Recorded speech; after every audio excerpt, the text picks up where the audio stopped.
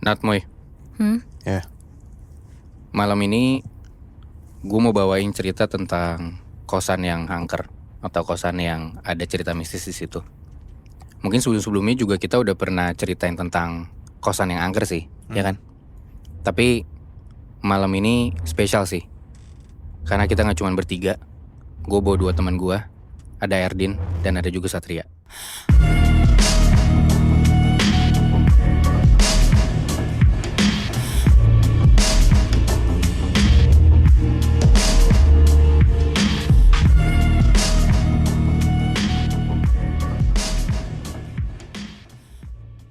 Jadi cerita ini dialamin sama Manda namanya.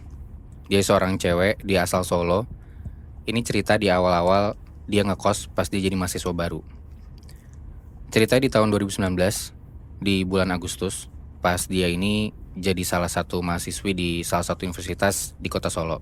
Oke. Nah waktu itu, karena Manda masih mahasiswa baru dan bukan orang yang berada gitu ya, jadi dia tuh dapat kosan yang cukup jauh dari kampusnya dia. Dia harus jalan kaki sekitar 2-3 kiloan buat sampai ke kampusnya dia ini.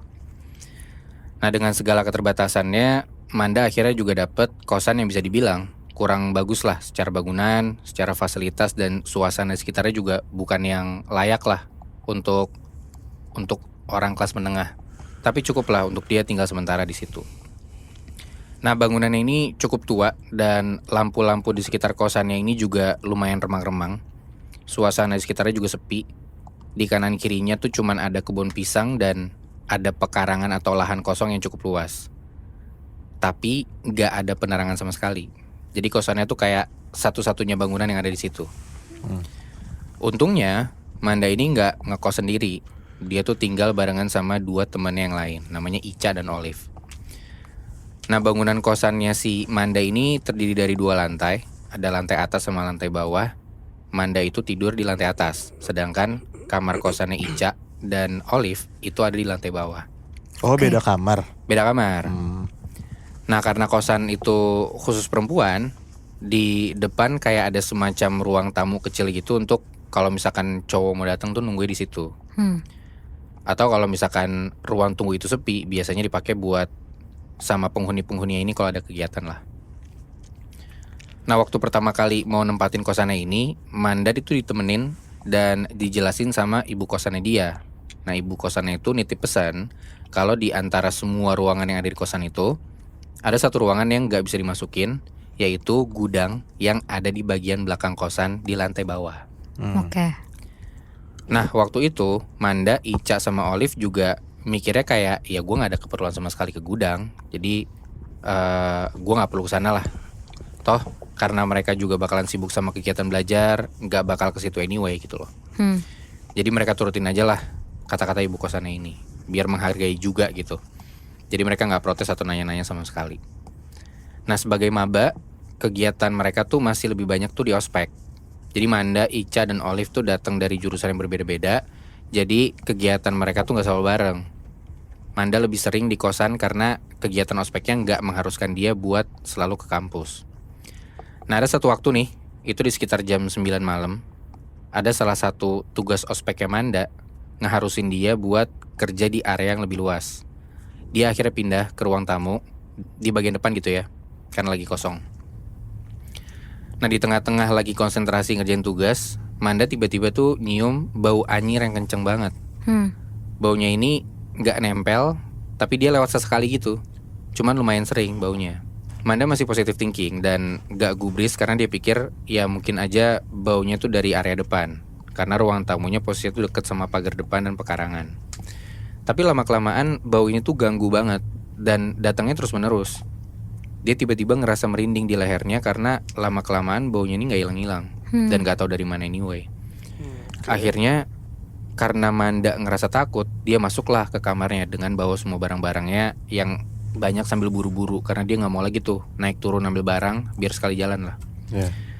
Begitu sampai kamar, Manda cuma bisa diem dan doa. Manda ini sedih dan pusing karena dengan segala keterbatasan yang ada, dia juga harus bersikap berani di situ. Akhirnya dia beraniin lah buat tidur.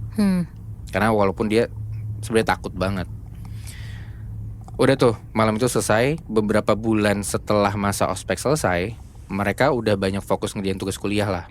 Olive sama Ica, temennya si Manda ini, itu ada tugas kelompok di luar kosan. Sementara Manda lagi-lagi sendirian tuh di kosannya dia. Nah karena kosannya murah, alhasil fasilitas yang dikasih pun gak sebagus kosan-kosan lainnya lah. Manda cuma bisa ngandelin internet dari HP atau hotspot karena kosannya tuh gak nyediain wifi. Oke. Gak mungkin juga Manda buat keluar dari kosannya dia karena udah gak ada transportasi umum yang bisa nganterin dia buat cari tempat yang ada wifi-nya. Akhirnya Manda mutusin untuk stay di kamarnya aja lah malam itu. Manda belajar dan ngerjain tugas di kamarnya gitu ya. Tapi di tengah-tengah Manda lagi belajar, dia denger kayak ada suara pintu tuh digedor-gedor dari lantai bawah. Dor gitu. Awalnya dia nggak ngehirauin karena dia pikir mungkin penghuni kosan yang lain tuh yang digedor pintunya dan mungkin ada orang gitu ya. Tapi nggak lama dia baru ingat kalau penghuni di kamar-kamar bawah itu lagi pada nggak ada. Ica dan Olive kan lagi pergi. Sedangkan penghuni kamar satu lagi yang ada di lantai bawah itu juga lagi pergi entah kemana. Si Manda tuh baru ingat itu. Nah dari suara gedor-gedor itu didemin lah sama Manda. Masih diem aja tuh dia. Kayak biarin aja lah digedor-gedor gitu. Ternyata 30 menit kemudian suara gedor-gedor itu muncul lagi. Nah cuman yang bikin ngerinya nih ya, suara gedor-gedor ini tuh gak cuma kedengeran muncul dari lantai bawah, tapi suara itu lama-lama naik ke atas, makin deket. Jadi kayak suara gedor tapi jalan ke atas, jalan ngedeket ke arah dia. Jadi gak cuma pintu yang digedor, tapi tembok juga. Anjing kayak dor duk duk duk duk dor. Jadi kayak tembok pintu. Lama-lama Manda ngerasa merinding juga dan jadi takut sendiri. Dari yang awalnya Manda serius belajar, sekarang dia malah serius buat yang ngelindungin diri dia sendiri lah. Yang Manda takut itu lebih ke arah ya takutnya ada maling atau penjahat kan yang datang ke kosannya dia. Sampai tiba-tiba nih suara gedor-gedor ini nyampe di depan pintu kamar kosannya Manda. Pintu digedor kenceng banget, duk.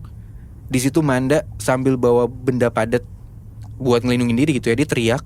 Terus dia buka pintu kamarnya buat kabur. Sekalian dia bawa kayak semacam kayu atau benda padat gitu ya, untuk mukul siapapun itu yang ada di depan kamarnya dia. Tapi pas dia buka pintu dan nengok kanan kiri, dia benar-benar gak lihat siapa-siapa. Gak ada orang sama sekali, kosong aja gitu. Dia tungguin beberapa lama, gak ada suara gedor-gedor lagi gitu ya. Sama sekali tuh, hilang gitu aja. Merinding lah Manda di sana. Walaupun ada perasaan lega juga ya, kayak oh gak ada orang jahat tempat gua, tapi kayak ini mistis banget gitu. Iya. Akhirnya dia masuk ke kamar, terus dia coba nelpon Olive dan Ica lah, dua temennya ini. Dia cerita tentang kejadian yang dia alami nih di kosan dia yang aneh banget ini. Olive dan Ica bingung karena selama ini mereka gak pernah ngalamin apa-apa. Tapi karena kasihan sama Manda, akhirnya mereka berdua pulang lah buat nemenin Manda. Udah malam itu lewat, masuk ke bulan Oktober, beberapa waktu setelahnya gitu ya. Berbulan-bulan daerah di, ya kalau misalkan Oktober kan berarti di tempat kita lagi hujan gitu kan. Udah mulai masuk musim hujan. Di daerah kosan mereka pun hujan deras banget. Mereka gak bisa ngapa-ngapain lah, selain cuma diem aja tuh di kosan sampai nunggu hujannya reda. Nah tapi di malam itu tiba-tiba lampu kosan mereka tuh mati. Gelap banget. Olive telepon tuh ibu kosannya mereka kalau ya kosannya listriknya mati, gelap banget. Nah cuman ibu kosannya bilang kalau ternyata memang ada pemadaman, cuman gak diinfoin sebelumnya sama petugas tempat.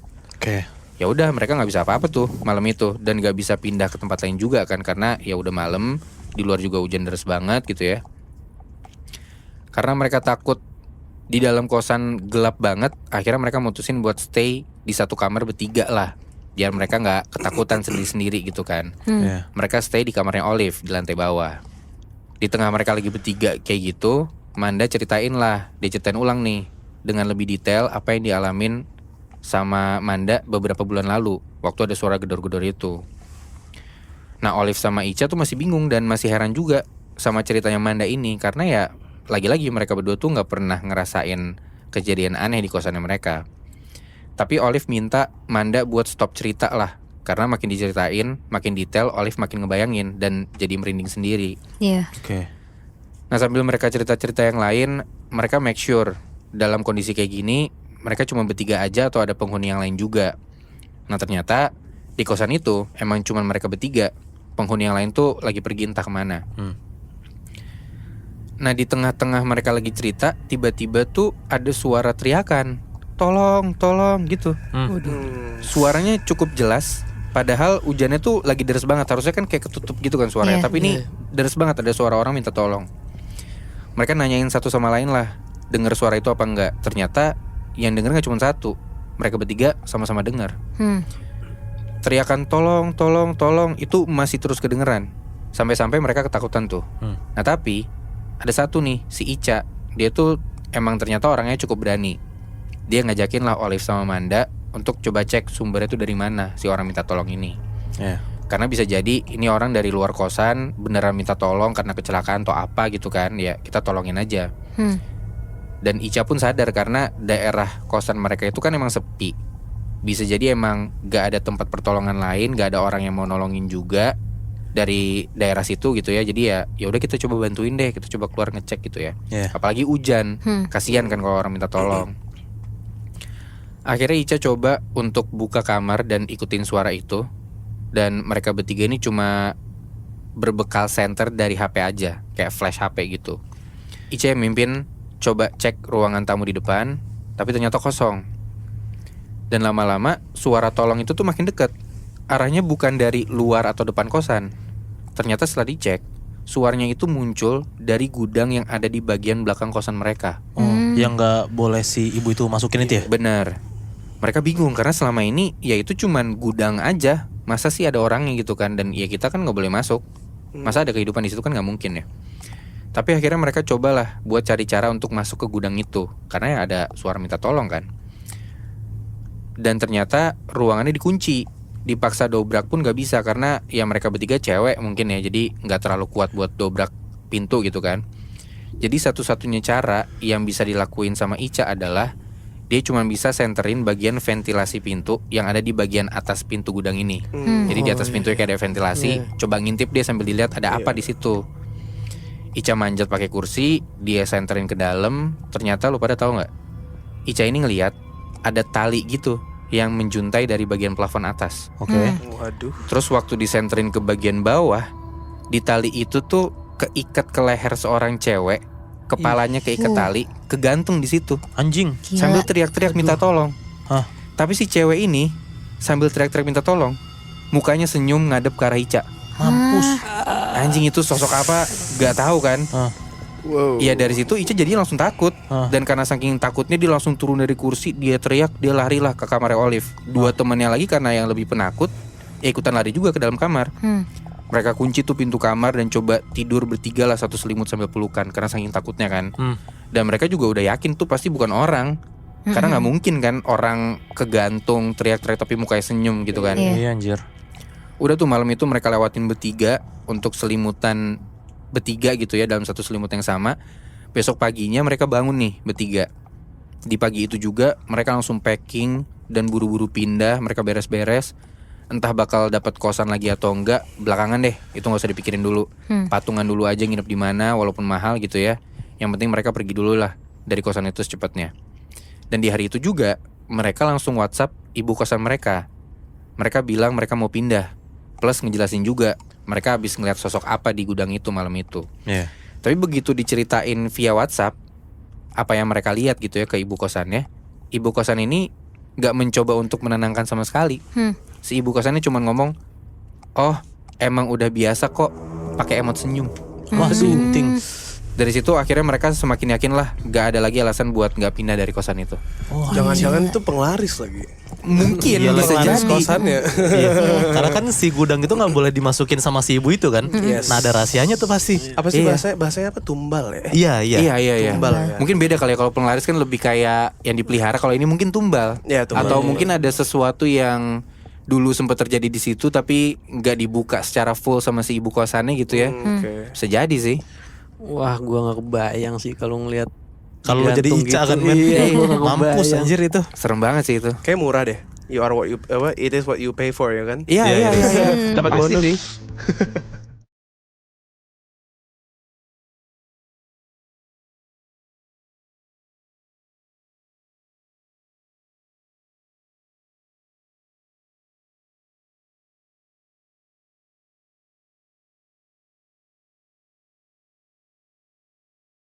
Gue udah cerita tentang seorang mahasiswa baru yang baru aja ngekos. Kita panggil aja nama cowok ini Roni ya.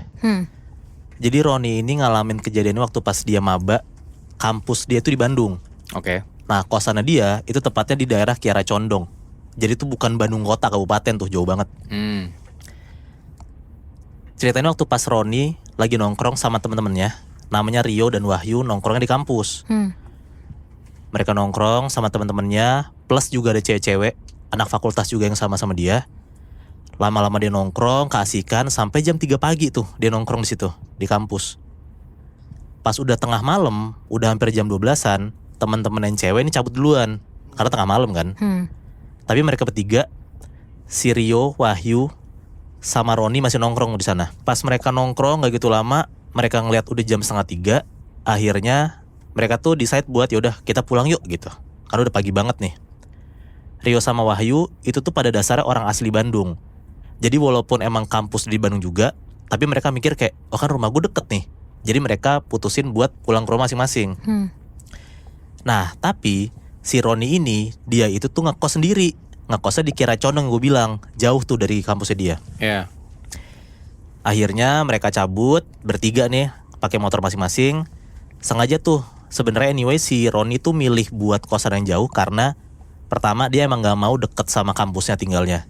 Yang kedua, kenapa dia nggak mau tinggal di dekat kampus biar kosan dia tuh nggak disamperin sama teman-temannya. Jadi kayak privacy gitu loh. Iya. Introvert anaknya ya. Iya, mungkin ya. Udah tuh akhirnya mereka bertiga naik motor masing-masing, ngelewatin gerbang kampus, ketemu sama 2 satpam, say goodbye. Akhirnya mereka mencar tuh, jalan ke rumah masing-masing tuh. A, B, C, pindah lah semua cabut.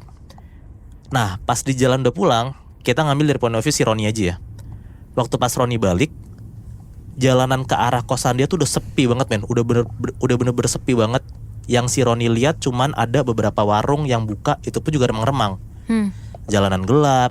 Terus juga banyak banget kendaraan yang emang udah gak ada yang lalu lalang di jalanan itu. Sampai akhirnya Roni tuh ngerasa kayak, oh gini ya rasanya malam di Bandung gitu. Karena baru pertama kali nih si Roni OTW pulang jam 2:30 pagi. Gitu. Maksudnya ya vibes baru gitu lah ya. Iya, nyaman tuh dia motoran, OTW sampai ke kosannya. Nah tapi tiba-tiba otak Roni tuh mulai mikir, ini random banget, kayak kira-kira kalau jam segini ada penampakan gak ya gitu. Nah sebenarnya mungkin aneh, kayak kocak juga ngapain mikir kayak gitu. Cuman itu tuh bener-bener satu hal yang dipikirin sama Roni.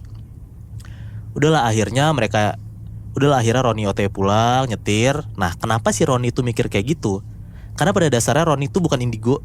Dia gak bisa ngelihat setan. Dia bahkan gak pernah dengar ada suara setan. Jadi mungkin makanya itu udah ada di pikiran dia kayak random banget nih. Kalau ada setan depan mata gue gimana ya gitu. Tumben banget kayak. Iya. Iya. Udah tuh akhirnya udah mau deket kosan, dia nengok kanan kiri, kayak dia tuh beneran gesture tuh nyari setan gitu loh.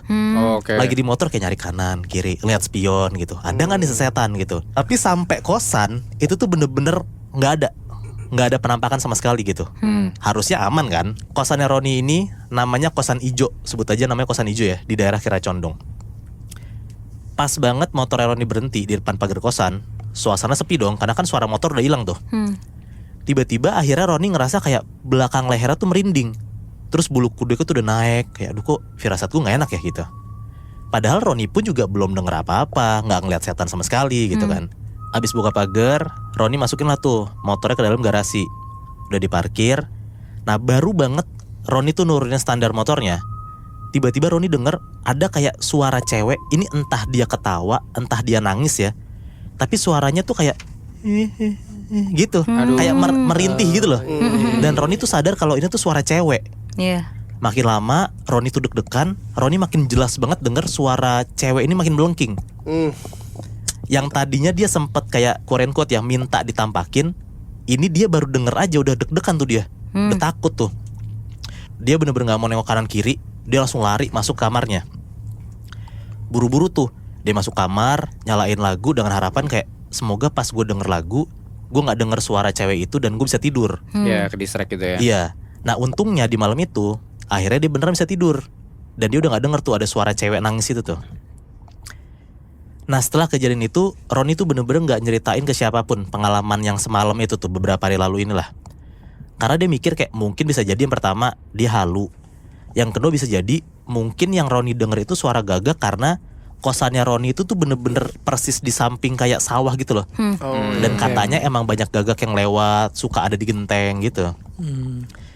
Sampai akhirnya beberapa minggu kemudian ada momen di mana beberapa penghuni kos tuh ngumpul. Mereka tuh ngobrolin soal meteran listrik yang dirasa nggak adil tuh, karena satu meteran listrik ini dibagi 4 kamar. Sedangkan beberapa kamar itu tuh punya kegunaan elektronik yang beda-beda. Akhirnya mereka mikir kayak kalau misalnya rata, ya nggak adil dong, kan gue makanya cuma sedikit gitu. Pokoknya ngumpul lah nih mereka. Pas sudah selesai ngobrol tentang si meteran listrik ini, akhirnya mereka tetap nongkrong di ruang tengah dan lanjut tuh obrolan yang lain. Mulai dari ngobrolin kerjaan masing-masing, ngobrolin kuliah, sampai ujungnya ya kayak kita gini kalau lagi nongkrong kan pasti tiba-tiba random kita cerita horor kan. Nah si Roni ini nih penghuni kosan yang paling muda karena cuman dia yang masih sekolah, yang masih kuliah nih. Sedangkan yang lain udah pada kerja. Oke. Ada namanya Kang Wawan. Dia tuh kayak seorang pekerja sebuah bengkel bubut gitu. Ada juga cewek namanya Teh Dila. Dia tuh seorang bidan di rumah sakit. Dan ada namanya Kang Doni. Dia tuh pegawai swasta. Oke. Nah di sesi cerita itu kan lagi cerita horor nih. Akhirnya Roni ceritalah pengalaman dialamin beberapa minggu lalu yang dia dengar ada suara cewek tuh. Dia cerita nih ke 3 si Akang dan 1 teteh ini. Beberapa minggu lalu teh Kang, pas saya pulang dari kampus jam 3 pagi, saya tuh dengar ada suara kuntilanak. Kedengerannya kayak lagi ketawa terus kayak ngelengking gitu. Nah di situ Teh Dila sama Kang Doni tuh cuma diem aja dengerin cerita Roni. Gak gitu lama akhirnya Kang Doni ngomong, "Ih yang bener Ron, saya kayaknya selama tinggal di sini nggak pernah ada apa-apa. Ya soalnya sih saya pulang jam 10 malam gitu." Si Teh Dila juga nyaut nih kayak, "Teteh juga sih nggak pernah denger ada yang aneh-aneh kayak gitu kok selama tinggal di sini." Nah kalau Kang Wawan gimana? Akan udah lama nih tinggal di sini. Tanya Kang Doni nih ke Kang Wawan ini. Ngomonglah akhirnya nih si Kang Wawan, "Saya sebenarnya juga pernah ngalamin hal yang sama kayak kamu Ron. Tapi dulu teh saya nggak pernah percaya," kata dia. "Karena saya pikir itu tuh paling suara burung. Akhirnya sampai saya ngeliat sendiri, saya sadar kalau itu tuh setan." Wah anjing. Ditanyalah sama Roni kayak, gimana Kang gitu. Karena kan orang relate nih ceritanya kan. Iya. Diceritain lah sama Kang Wawan. Jadi waktu itu di kosan ini tuh cuma saya sendiri. Nah kebetulan saya tuh lagi nongkrong, lagi pengen cari angin sendirilah. Saya duduk tuh di depan kamar. Pas saya lagi asik duduk, lagi sebat, saya kaget tiba-tiba kok ada putih-putih terbang gitu di atas pohon. Saya kira tuh kresek ketiup angin gitu. Nah tapi kok bentukannya gak kayak kresek, karena kalau kresek kan kecil. Ini lama-lama kok wujudnya gede gitu. Begitu saya ngeliat ke arah pohon itu, tiba-tiba saya bisa ngeliat jelas banget ada kuntilanak. Dan si sosok itu ketawa kencang banget ke arah saya. Nah mulai dari situlah akhirnya saya sadar kalau ada kuntilanak di kosan ini gitu.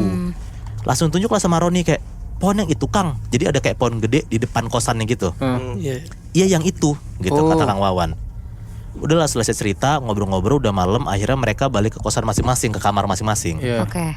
Sampai di kamar, Roni tuh masih kayak percaya gak percaya sama apa yang dialamin. Karena kayak, oh berarti yang ngalamin ini, yang digangguin sama kuntilanak, ini berarti bukan gue doang. Karena si Kang Wawan nih bahkan sampai ngeliat setan gitu kan. Iya, jadi maksudnya mungkin beneran ada gitu. Iya. Nah juga mungkin akhirnya si Roni ini sadar, bisa jadi ini mungkin ya, karena si Roni tuh rada-rada songong, rada-rada kayak, ih kalau misalnya gue ngeliat setan gimana ya? Sotoy gitu ya. Sotoy iya. Nah mungkin bisa jadi si kuntilanak itu sadar, kayaknya si orang ini sotoy, ditampakilah beneran. Bahkan cuma suara ya. Iya. Tapi mulai dari situ akhirnya si Roni sadar kayak, oh gue gak akan begajulan lagi sih, gue gak akan soto lagi, apalagi tentang hal mistis kayak gitu.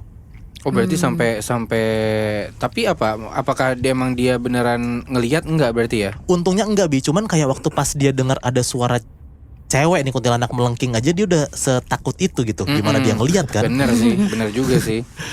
Tapi gayanya banyak ya. Iya, biasalah. Lagian sih. Tapi kan katanya kalau setan nampakin diri itu rugi bagi mereka. Oh iya bener. Kenapa? Iya. Kenapa? Nggak tahu ya, nggak tahu alasannya kenapa. Cuman katanya rugi aja di hukum alam mereka. Iya. Gue pernah dengar kalau nggak salah gue tuh karena dia tuh udah kayak all out gitu loh, ngasih semua kekuatan dia biar sosoknya tuh kelihatan ke orang-orang. Oh iya, biar beda dimensi, biar Iya. cross dimension. Mungkin ya bisa jadi kayak gitu. Ruginya karena there's kind of some effort yang mereka lakukan. Mungkin. Iya, biaya transportnya mahal kali bang. Waduh. Iya. Berarti Roni emang ngeselin banget kayaknya itu. Ngeselin. Parah sih Roni. Mancing kan dia.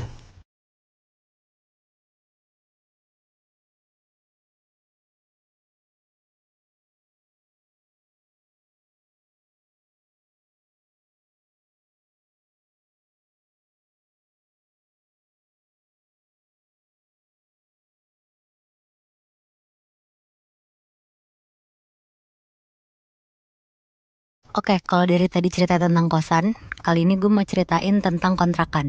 Jadi ini kejadiannya terjadi sekitar tahun 2006. Kebetulan waktu itu yang ngalamin namanya ini Dimas. Dimas ini tuh baru pertama kali ngerantau. Dia ngerantau ke daerah Karawang. Dimas ini asalnya dari Purwokerto. Waktu itu Dimas tuh datang sama 5 orang temen lainnya dari Purwokerto. Dan dia ketemu juga lah sama puluhan teman barunya dia ini di penampungan calon karyawan baru ini. Tempatnya ini di Yayasan Penyalur Tenaga Kerja di Karawang. Nah, setelah semuanya kumpul, di hari itu Dimas sama teman-temannya ini dianterin ke kontrakan yang udah disiapin sama si perusahaannya ini. Suasana kontrakannya ini sepi karena di depan kontrakannya ini tuh posisinya sawah dan belakangnya tuh kayak pekarangan kebun gitu. Oke. Dan di samping kirinya dia, itu tuh ada rumah Pak Rudi. Dia ini tuh pemilik kontrakannya. Mereka semua nempatin kontrakannya itu ada 3 petak. Di situ ada sekitar 8 pintu kontrakan yang diisi sama calon-calon tenaga kerjanya. Jadi total-total kalau dihitung tuh ada 30 sampai 35 orang.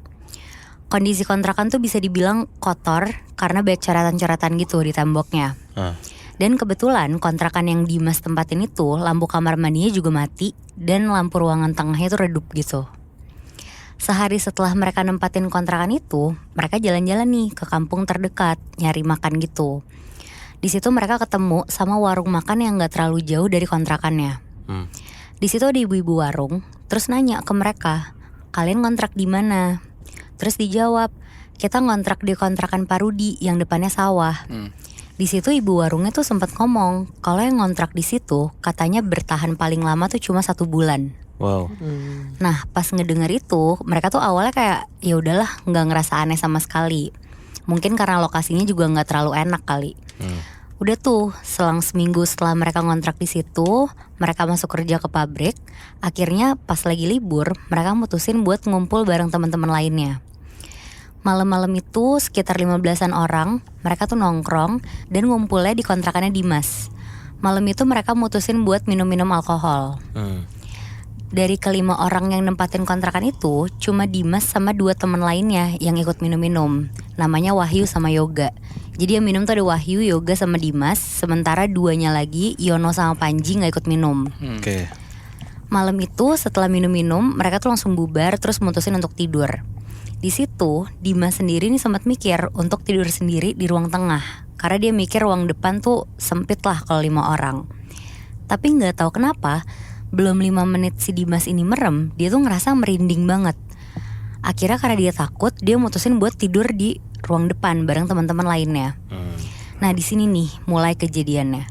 Pas Dimas mulai coba rebahan, samar-samar Dimas nih ngeliat di pintu penghubung antara ruang depan sama tengah tuh kayak ada sosok pakai baju putih ngintip berkali-kali. Terus pas si Dimas ini merhatiin lagi, sosok baju putih ini tuh ternyata rambutnya hitam panjang. Oke. Tapi karena mungkin di saat itu si Dimas juga lagi mabok, jadi dia tuh kayak gak ngerasa takut sama gak peduli lah. Ya mungkin halu juga ya. Bener, akhirnya dia langsung lanjut tidur tuh. Dan besokannya mereka kebangun tuh sekitar jam 11 siang. Terus mereka keluar kontrakan, suasananya masih sepi juga. Di situ cuma ada 3 kontrakan. Yang satu kontrakannya Dimas, sisanya yang 2 ini tuh kanan kirinya si Dimas yang udah gak ada penghuninya, udah keluar lah penghuninya. Sementara kontrakan lain tuh masih ketutup pintunya. Mereka mikir mungkin penghuni lainnya tuh belum bangun. Nah siang itu si Dimas sama Wahyu akhirnya pengen makan di warung makannya Pak Rudi yang punya kontrakan. Belum sempat mereka mesen makan, tiba-tiba dari arah jalan deket rumah Pak Rudi ada salah satu teman mereka yang nempatin kontrakan lainnya datang nyamperin Dimas sama Wahyu sambil kayak panik gitu, terus minta-minta tolong ke mereka. Di situ mereka bingung kan, ini kenapa? Dia tuh cerita kalau satu temennya yang ngontrak ini kayak kesurupan gitu. Mampus. Posisinya tuh bengong, terus diem aja kayak orang linglung. Dan mereka tuh baru tahu kalau teman-teman mereka itu yang dari semalam nongkrong bareng itu, mereka tuh udah pada pindah kontrakan di pagi hari itu. Dimas sama Yoga tuh sempat nanya-nanya lah kenapa nih mereka pindah mendadak. Dan akhirnya teman mereka nih mulai cerita kalau selepas minum-minum semalam, mereka tuh pulang ke kontrakan masing-masing. Malam itu tuh ternyata banyak kejadian aneh dan banyak gangguan juga. Temennya Dimas yang minta tolong ini, dia cerita pas mereka baru masuk kontrakan malam-malam, tiba-tiba tuh ada yang ngetok pintu dari luar. Dan pas mereka ngebuka hordeng dari jendela, temennya nih ngeliat ada sosok kakek-kakek di depan kontrakan. Nah karena takut mereka gak ngebuka nih pintu kontrakannya itu. Tapi anehnya pas mereka lagi ketakutan dan mau masuk ke ruang tengah itu, tiba-tiba sosok kakek-kakek tuh udah di dalamnya. Anjing. Oh, Di situ temennya Dimas tuh sampai pingsan dan beberapa temen lainnya tuh juga ada yang diganggu. Terus sampai diseret pas tidur ke kamar mandi sama sosok kakek ini. Pokoknya di situ tuh ada 3 kontrakan yang diganggu di malam itu dan akhirnya mereka semua tuh mutusin untuk pindah pas paginya. Nah setelah Dimas dan teman-temannya tuh dapat cerita itu, akhirnya mereka mulai takut tuh. Terus juga Dimas di situ berusaha mau ngebantu lah si teman-temannya ini. Kebetulan si Wahyu ini tuh punya pengalaman buat hal-hal mistis. Jadi dia inisiatif lah ngasih air putih terus didoain sama dia. Dan sepulang dari warungnya si Parudi ini, Dimas sama teman-teman kosannya ini nyeritain nih ke teman-teman kontrakannya yang belum tahu. Singkat cerita, selang seminggu setelah kejadian itu, Dimas sama teman-temannya ini tuh jadi ketakutan gitu karena bener-bener dihantuin terus-terusan. Jadi selama seminggu itu mereka tuh kemana-mana tuh selalu pergi bareng-bareng.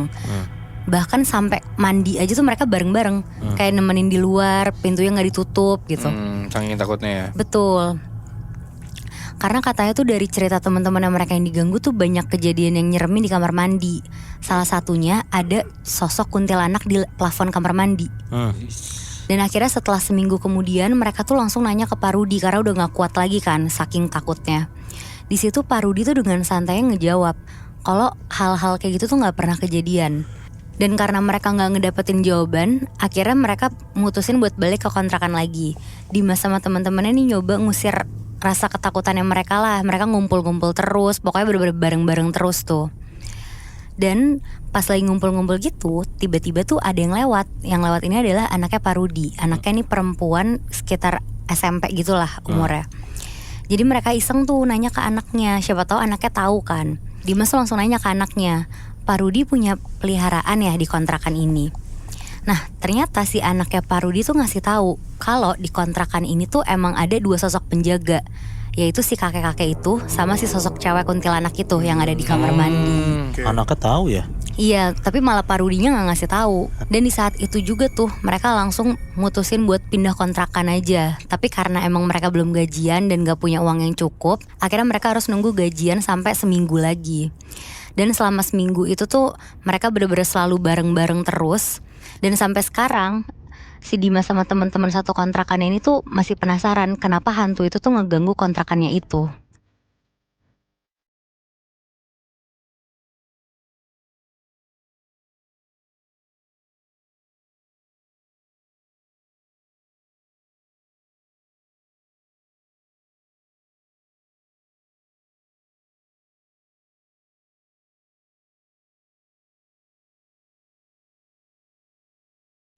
Oke. Dari Satria sama Erdin silakan. Lo ada cerita tentang kosan atau kontrakan kah? Ada sih. Oke. Belum lama ini gue diceritain dari teman Bandung gue. Pas banget lagi Bandung. Jadi ada sama orang kayak Camuy berarti ya? sama. Tapi mungkin daerahnya beda kan. Kan Kiara Condong. Oh bukan Kira Condong. bukan. Ini lebih ke Dago ya. Oke. Satria juga tahu sih ceritanya. Dago Oke. Sat ya. Dago Kayaknya atas ya. sekitar situ Setia deh. Budi sana lah. Jadi ada mahasiswa yang lagi nyusun skripsi namanya Bri. Bri. Oke. BRII. Nah. Dia itu orangnya gimana ya? Apapun yang dia lakuin dia totalitas banget. Kalau kata teman gue ini, dia bukan orang yang selengean kalau ngerjain skripsinya. Dan kebetulan tugas akhir dia itu dia harus bikin novel. Oke. Dia harus bikin novel karena dia itu jurusan jurnalistik. Kalau tidak I salah. see. Iya. Jadi dia mau bikin novel dan cerita yang dia angkat adalah cerita tentang ada hantu namanya Helena. Kenapa Helena? Karena awalnya gue juga nanya di Bandung, di Dago, tapi hantu namanya Helena. Biasanya kan Asih, Sri Asih ya kan, atau Surti, Agus, bukan ya? Atau Tina Sutina gitu kan. Diulang-ulang. Sunda-ulangan ya. Sri Biasanya kan Rezeki enggak itu lokal-lokal kan. Bener. Ini kok bisa Helena? Ternyata kenapa Helena? Karena di Bandung itu waktu itu sempat ada penjajahan dari Belanda. Iya. Dan kan sering ada tuh waktu itu di SMP mana tuh ada cerita Nancy kalau nggak salah. Iya. Nah kalau ini Helena karena ada influence Belandanya lah. Si Helena ini pernah tinggal di sebuah rumah di dekat sana. Dan si Bri mikirnya gue mau bikin novel sekalian aja gue fullin, maksudnya gue totalin. Gue sekalian tinggal di rumah yang dulu Helena tinggal di sana juga. Wah gila. Berani banget. Iya. Tapi parahnya si Bri ini dia ngajakin teman-temannya juga. Iya. Tapi teman-temannya tahu kalau yang ditinggal tuh tempatnya si Helena. Enggak tahu. Nggak tahu Agak justru bangsat sih. mereka nggak Iya, tahu. agak Jadi, babi emang. biar dia nggak sendirian gitu maksudnya. Sebenarnya bukan karena dia biar nggak sendirian, tapi dia juga orangnya sama teman-teman ini berlima saat ya. Berempat. Oh berempat sama Bri ya. Ya. Dia ini sayang banget sama teman-temannya, maksudnya dia nggak punya teman lain selain 4 teman ini.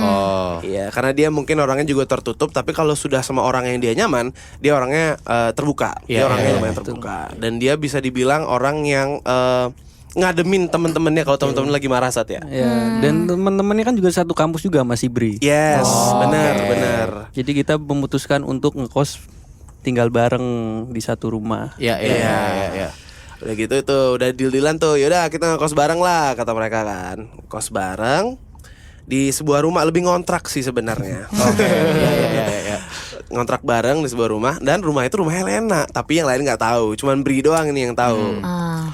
Terus harapan Bri sebenarnya dia bisa ngerasain arwahnya atau hawa-hawa si Helena ini, atau mungkin artefak-artefak yang ada di dalam sebuah ruangan di rumah itu. Iya. Itu harapan dia. Untuk tujuannya novelnya dia lah gitu kan. Ya, jadi dia ngejadiin si Helena ini sebuah objek Penelitian ya. Apa ya, penelitian ya, objek penelitian untuk novelnya dia. Terus nggak lama kemudian, singkat cerita, Pokoknya semakin Bri intens dengan Helena itu, justru teman-temannya yang di kosan itu Semakin dimakan. makin diteror. makin diteror. Gitu. Yes, benar. Jadi bisa dibilang teman-teman tumbal ya. Tapi nggak ada yang mati untungnya. Oke. Nggak ada yang mati karena ternyata sebenarnya si Helena ini tuh dia nggak bermaksud buruk sama teman-temannya, tapi teman-teman ini yang agak kurang ajar sebenarnya. Kenapa? Kurang ajar Gue kenapa? denger ya kurang ajar, tapi ya gue juga dulu gitu sih sebenarnya. Sekarang masih sih. Oke. Karena kurang ajar karena ya salah satu dari mereka bawa cewek pulang. Oke. Ya. Terus ada juga yang Mungkin tutur katanya nggak baik. tutur katanya tidak baik. Biasalah, tapi si Helena ini yang mungkin karena culture dia dia tuh orang lama, orang dulu. Jadi hal-hal seperti itu tidak dimaklumi sama dia. Itu bikin dia marah. Apalagi itu tempat tinggal dia kan. Itu rumah dia Iya yang mungkin turun temurun sekarang jadi milik keluarganya atau sudah dijual nggak tahu. Tapi dia masih mengatasnamakan tempat itu sebagai base camp dia lah ya. Ya itu Ya itu wajar. wilayahnya dia lah gitu Wilayah kan. dia, benar. Sampai di saat dimana Bri memiliki sebuah hubungan, benar-benar hubungan sama Helena. Hah? Hubungan gimana? Yes, jadi dia seakan-akan ngebohongin dirinya sendiri dan ngebohongin Helena dengan artian kalau misalnya dia tuh nganggap Helena tuh orang, Helena tuh makhluk hidup, manusia. Oh. Iya, dia memanusiakan Helena padahal dia tahu kalau Helena ini hantu, Helena makhluk halus.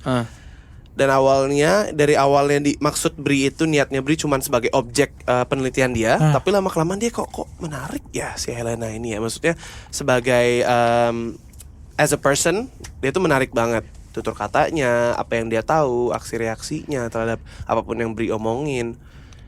Dan akhirnya Bri bukannya suka sama dia, tapi lebih ke kagum sama Helena. Tapi berarti si Helena ini nggak gangguin si Bri sampai akhirnya kenapa tiba-tiba Bri tuh bisa seintu itu gitu maksud gue. Dia nggak gangguin sama sekali. Nah itu justru teman-temannya mungkin diteror dan Iya. teman-temannya tuh mungkin berpikir kayak Bri ini kayak keras kepala karena udah dikasih tahu sama temen-temennya kayak wah ini nggak beres nih, lu tuh dekat sama dia tuh kayaknya nggak beres gitu. Tapi dia tetap kayak enggak kok nggak apa-apa. Iya. Tapi pada saat itu teman-teman belum tahu kalau Helena itu hantu. Oh shit. Oh jadi dia menjadi manusia dulu gitu. Bukan juga. mungkin bisa dibilang siluman kali ya. Oh. Tapi Ini menarik sekali sih. bener dong ya kan, siluman dong. Menarik sekali. Kalau makhluk halus menjadi sebuah hal yang maksudnya menjadi manusia gitu itu kan Iya, dia siluman. siluman kan, Iya. iya kan? Bisa jadi siluman yang mungkin jin, whatever you call it. Ya maksudnya kita Whatever it nggak is. ngerti banget ya. Iya. Bahkan Tentang hal seperti sempat itu. kayak berantem juga kan kalau nggak salah deh. Iya, sampai berantem juga. Saking Bri-nya mungkin keras kepala. Ya, dia sampai berantem juga sama Helena dan teman-temannya. Tapi pada ujung-ujungnya dia baikan. Tapi kalau misalnya kalian mau tahu lebih lanjut tentang cerita ini, ya nonton aja langsung di bioskop kesayangan. Oh Anda. shit. Ini film. Sorry, gue kaget dari reaksi lu, maaf. Oh, Gue Ini kaget. berarti ini Real, film. real. Yes, ini film. Oh film. Ini film dijadikan film dari Oke, thread. dari cerita up thread. Yes. Oh jadi ini cerita dari thread Twitter. Kisah nyata Kisah nyata? ditulis di thread terus Aha. dulu di Twitter terus akhirnya dibukukan terus dijadiin film deh. Oh gitu. Wow. Yes. Berarti sebenarnya threadnya pun udah rame yang baca dan segala macam. Sudah Sudah. banyak. Apa nama threadnya gitu?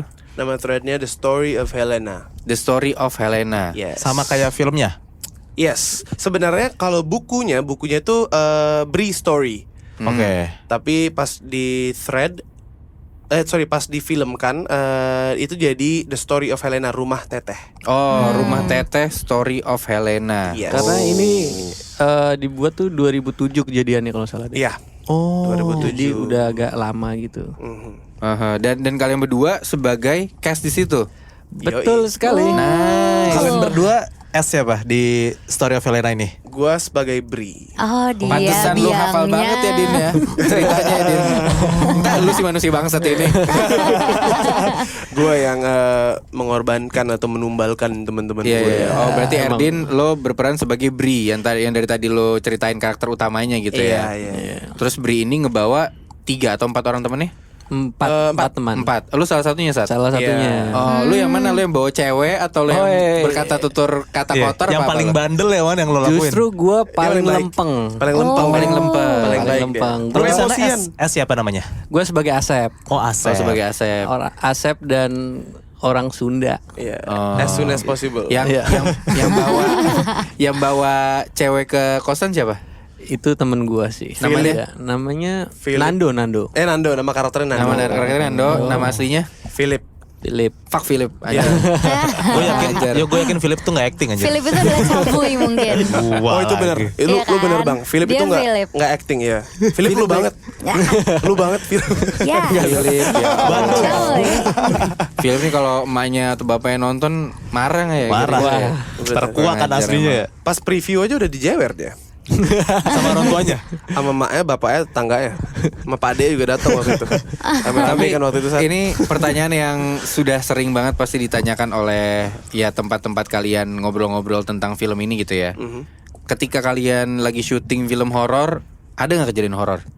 Ada. Dan sebenarnya gue males banget ditanya ini. Kenapa? Karena gue tahu kalau misalnya gue jawab iya waktu itu di lokasi syuting bla bla bla bla bla, orang bakal ngira kayak buat promosi doang nih.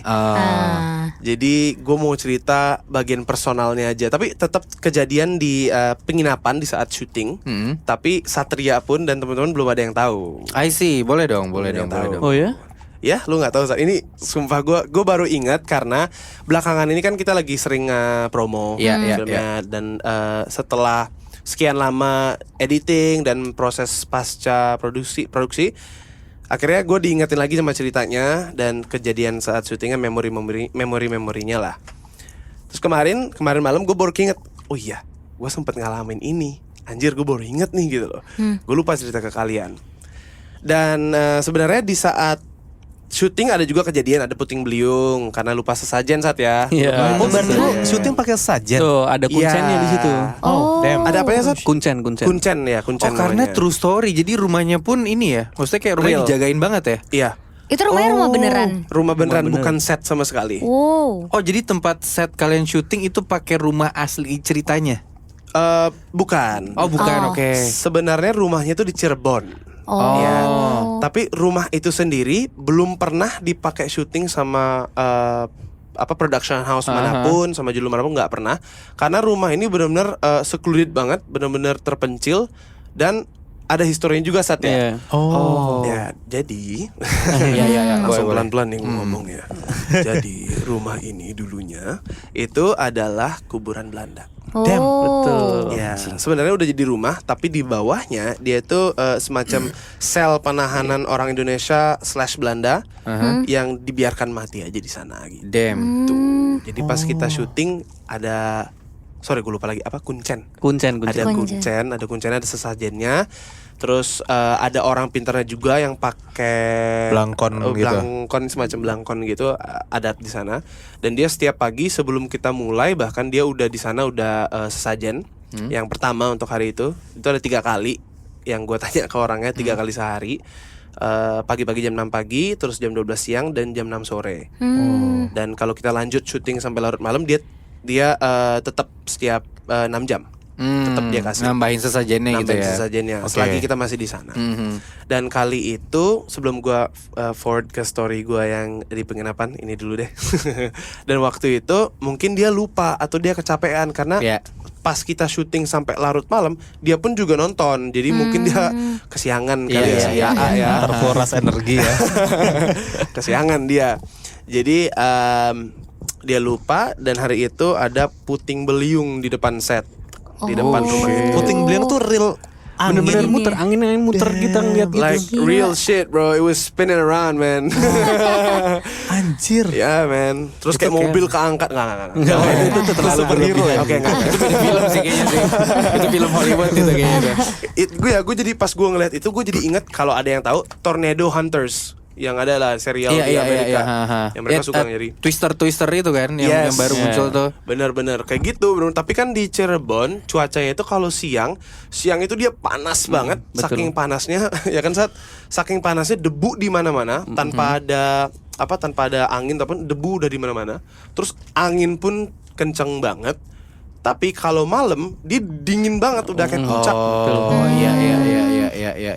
Paham Keren. kebayang. Jadi puting beliung, terus ada kebayang kan puting beliung, debu, wah syuting, wah. Iya, caur sih. Bahkan di Caur. rumah yang buat set itu sebelahnya kuburan-kuburan semua tahu. Tahu nggak lu? Gue nggak tahu. Kuburan semua. Jadi kayak katanya kuburan keluarga-keluarga mereka lah di sini. Oke. Biasa. Gila, berarti dari tempatnya, kawasannya berarti emang udah angker anjir. Lo pakai buat syuting horor makin nundang setan tuh. Makanya, agak gila produser kita. Oke, itu yang di set. Kalau tadi lu bilang ada ini penginapan. Nah, here's the fun part. Oke. Satria, gue mau minta maaf dulu sebelumnya karena ini ternyata relate ke lu, ke Sani. Sani jadi siapa? Nando Philip dong, Irwan. Pak. Irwan. Ini relate ke mereka semua karena mereka semua sempat mereka bertiga sempat ketempelan juga ya. Iya. Nah, Oh, kok lu nggak ngomong sih dari awal? itu dia makanya gue mau ngomong sekarang dan gue malah jadi nggak enak. Makanya gue minta maaf dulu kalau ada Sani, ada Philip, ada Dede di sini, gue minta maaf deh untuk kalian yang nonton ntar misalnya, yang dengerin ntar. Jadi mereka itu backstory sedikit. Mereka itu kita semua sempat ketempelan. Oke. Sempat ketempelan dan itu pertama kali dalam hidup gue ketempelan atau kesurupan apapun itu namanya karena gue nggak percaya hal-hal seperti itu. I see. Ya, mungkin gue kayak cerita lu bang, si Roni. Si Roni, Gue kayak Roni, gue kepo juga kayak gimana sih penampakan gue kayak gitu juga. Akhirnya di sana kita ketempelan lah, terus dikerokin sama acting coach kita. Oke. Dikerokin aman. Terus malam itu gue pulang ke penginapan. Nggak tahu, gue lupa. Tapi kayaknya yang lain masih pada syuting. Gue di penginapan sendiri. Oke. Selama 2-3 jam mereka masih syuting. Bentar doang sih. Gue nyampe rumah, gue nyampe penginapan, nyampe hotel. Gue udah capek banget, tapi nggak bisa tidur. Tipe capek yang seperti itulah. Saking capeknya nggak bisa tidur, lemes pula. Jadi gue di kasur doang, belum mandi, belum ngapa-ngapain. Padahal nyokap gue ngomong, nggak tahu kenapa tiba-tiba dia nelpon pas gue perjalanan pulang. Dia bilang, dia kan manggil gue El, sampai rumah mandi ya. Iyalah mah, emang masih kecil apa masih diinget-ingetin segala. Ya mandi aja katanya. Nyokap gue tuh orang yang lumayan Peka ya. feelingnya Sensitif. peka ya. Walaupun LDRan tapi dia masih connect kali ya. Ibu dan anak kali ya. Terus bilang, oh, oke ma, ya ini mandi kok. Benar mandi, kabarin mami. Oke, dikabarin. Sampai rumah, sampai hotel gue nggak kabarin dia, gue nggak mandi. Gue bener cuma main HP doang di kasur, gue lemes. Dengan bekas kerokan gue yang lumayan perih waktu itu karena gue jarang dikerokin. Terus gue tiduran, terus pas tiduran AC nggak nyala sama sekali. Gue ngerasa ada kayak tusukan gitu saat di bagian belakang gua, di bagian belakang punggung gua yang anggapannya sama setara lah sama ulu hati kalau di depan. Oke. Iya. Nusuk, terus setiap gua nafas dalam sedikit itu kayak nusuk di bagian dada sama di bagian punggung. Terus gue kayak berapa kali sekitar 30 menit. Terus gue telepon tuh Mak Den tuh acting coach kita. Gue telepon Mak Den, ini gue kenapa ya, kayak masih ada yang nempel deh ini, gue mikir kan. Gue bilang gitu. Emang iya katanya. Nggak tahu deh, please kesini. Akhirnya dia ke sana, ke ruangan gue, ke kamar gue. Terus dia pijetin. Terus di sana ada driver kita juga saat namanya siapa saat? Gue lupa banget. Pak Asep. Pak siapa? Agak lupa deh gue. Iya ada, sebut ya driver kita lah sebut. Dia tuh juga orang pinter, banyak banget orang pinter di lokasi kita waktu itu. Ada 10 lebih kayak. Bener ini bener. Dengan background yang beda-beda ya. Iya. Sopir, apa. Yes, bener, aneh banget. Kayak itu side job mereka kali ya. Datanglah dia ke kamar gua sama Mak Den juga datang. Terus si bapak ini megang gua gitu kan. Kenapa nggak apa-apa? Apa yang dirasain? Nggak, kayak nusuk gitu, bla bla bla bla bla. Oke, kayaknya kamu yang punya kamu tuh paling kuat, paling paling poten lah, paling banyak yang ditempelin itu di kamu. Oke. Dibandingin ke Satria, Philip, Dede atau Sani. Ya. Terus gue yang kayak, oh emang iya. Kenapa? Karena wadahnya pun besar. Maksudnya kamu memiliki mungkin karena gue nggak pernah ketempelan kali ya. Jadi gue perjaka ketempelan. Iya, Jadi dia demen iya. banget kali gitu. Kalau Masih seger banget nih. masih seger banget Iya. sih. Belum bekas setan lain nih gitu kan. Akhirnya gue ketempelan, terus dibersihkan.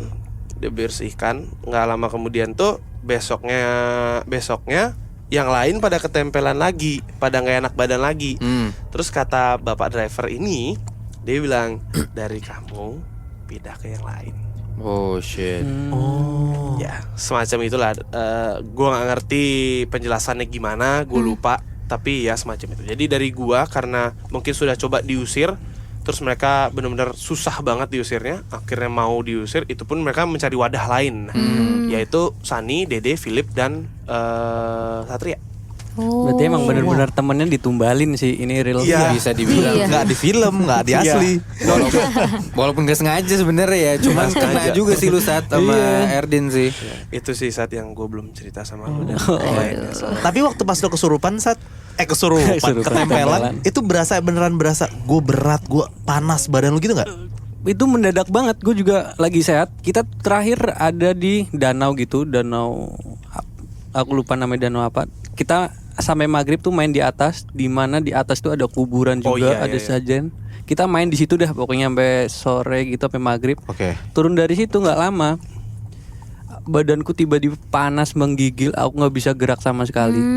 Sama aku minta dikerokin apa segala macam, udah tidur. Terus manggil driver itu lagi, aku juga langsung dibersihin. Waktu dibersihin gini, panas banget kan badannya, tangannya dia.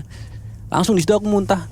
Wah, nggak tahu karena apa, muntah langsung keluar. Terus udah langsung sesembuh itu langsung tag lagi, Langsung seger lagi. langsung seger lagi. Damn. Gila, berarti emang konsekuensi lo syuting cerita horor, apalagi yang real ya, lo pasti akan dengan terbiasa merasakan hal-hal mistis kayak gitu nggak sih? Iya. mungkin iya. Mau nggak mau kan? Kalau gua itu kayaknya kalau orang bilang gue tuh tulang wangi, kalau ada orang bilang gitu. gampang kemasukan gitu ya. Gampang disukai sih sebenarnya. Oh, Iya kemasukan. deh, iya. Tapi Disukai disukainnya, setan. iya. Tapi sayangnya itu disukainnya sama Iya, sih. tenang aja saat Camu juga gitu kok. Iya bener. Lo Kayaknya juga iya gampang deh. disukai. Oh ya? Tapi sama makhluk-makhluk yang begitu. Wah, Iya gitu. Males banget. Nah kan. karena katanya juga orang-orang yang tulang wangi gitu tuh emang gampang ketempelan men. Iya, apa kita bikin grup aja kali ya? Tulang wangi. Grup band tulang wangi. Anjir, ada aja opportunity-nya. Bagus, Tapi bagus. gue sih semakin penasaran dengan, karena cerita si rumah teteh ini menurut gue cukup what the fuck sih. Kayak lo kagum quote dengan hantu Makhluk gitu ya. halus, Ya mungkin kagumnya karena tadi sih yang lo bilang sih Din, knowledge-nya banyak gitu ya. Terus apakah dia menawan wujudnya dan segala macam. Tata bicaranya. Tapi on the other hand menurut gue layer-layernya juga nggak cuma si Bri doang kan, tapi ada teman-temannya juga. Iya. Terus either dia beneran numbalin sengaja atau nggak sengaja buat teman-temannya, itu menurut gue menarik banget sih.